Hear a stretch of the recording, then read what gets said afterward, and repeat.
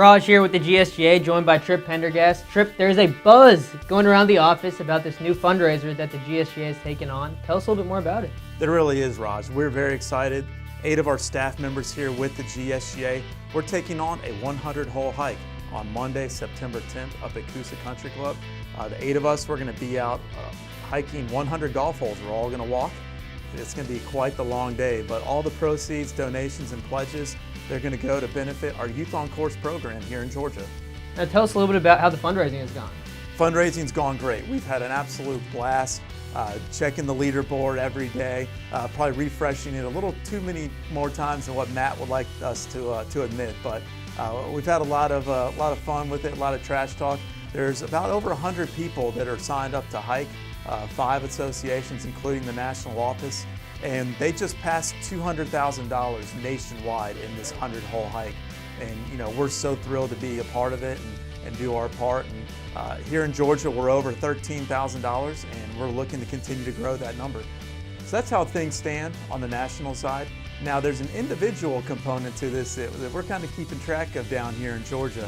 There's a leaderboard that exists, and you know, we have one representative that's hanging right around the top 5. We're going to try and keep it that way. So this is where I'm going to need a little bit of help, and you know, we got a little bit of a leaderboard over here that I'd love to bring over, and we can talk through how you might be able to help us raise a little bit more money and help me stay in the top 5. Right now, sitting in the top spot is Pat Quinn. Pat has an entire brigade behind his fundraising efforts. I don't quite have a brigade, but we're going to start building that up as soon as we can. Second place, Chris Cavalli. Now Chris, he has an unfair advantage in the fact that he is missing a letter from his last name. Where is the U? Q-B-A-L-E. He needs to have a U in there. You can see I'm not doing as well as Chris because I have a whole bunch of extra letters in my last name. Maybe I need to drop one of my A's. In third place, Adam Hike. 100-hole hike, Adam Hike. Need I say any more? Plus look, he just hangs out on the 18th tee at Pebble Beach. I think this is just a Tuesday where he went out just to play golf. Again, unfair advantage. And right down here in fourth place, Mike Sinelli. Now Mike, he just gets to hang out with golf royalty. Golfers like Kay Cockrell, U.S. amateur champions. I bet she's helping fund his hike.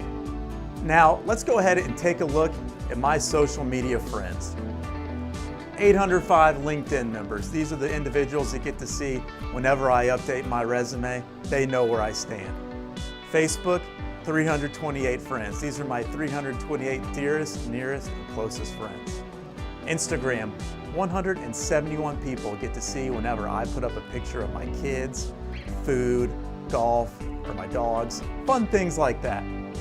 Twitter, the 124 lucky of you that get to read my 280 character or less thoughts all the time. And finally, Tom.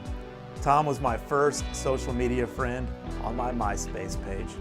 This leads us to a grand total of 1,429 friends.